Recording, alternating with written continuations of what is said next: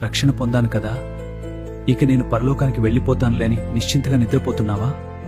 బాప్తిస్మం తీసుకున్న రోజు ఉన్న మంట, ఆ ఆసక్తి ఇప్పుడెక్కడా? లోక పనుల్లో పడి ఆత్మీయంగా నువ్వు చనిపోతున్నావని గమనించట్లేదా? దేవుని వాక్యం చదవడానికి బద్ధకం, ప్రార్థనలో కూర్చోవడానికి బద్ధకం, కానీ లోకపు వినోదాలకు మాత్రం గంటల కొద్దీ సమయం ఇస్తున్నావు. నీ ఆత్మ ఆకలితో అలమటిస్తోంది, కానీ నువ్వు మాత్రం శరీరానికి కావలసినవన్నీ పెడుతున్నావు. నిలబడి ఉన్నాననుకుంటున్నావేమో, జాగ్రత్త, నువ్వు పడిపోయే ప్రమాదంలో ఉన్నావు.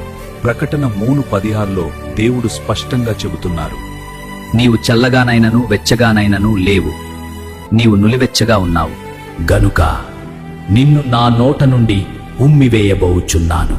నులివెచ్చని భక్తి దేవునికి అసహ్యం, అది నిన్ను పరలోకానికి చేర్చదు. ఈ రోజైనా నీ ఆత్మీయ నిద్ర నుండి మేల్కో.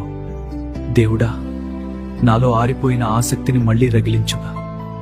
నేను నిర్లక్ష్యంగా ఉండలేను అని మోకాళ్ల మీద పడి ఏడుస్తూ అడుగు. లోకమిచ్చే మత్తును వదిలి దేవుని వైపు పరుగెత్తు. సమయం మించిపోకముందే మేలుకో. నువ్వు ఆగిపోయిన చోటు నుండే మళ్లీ నీ ప్రయాణాన్ని మొదలుపెట్టు.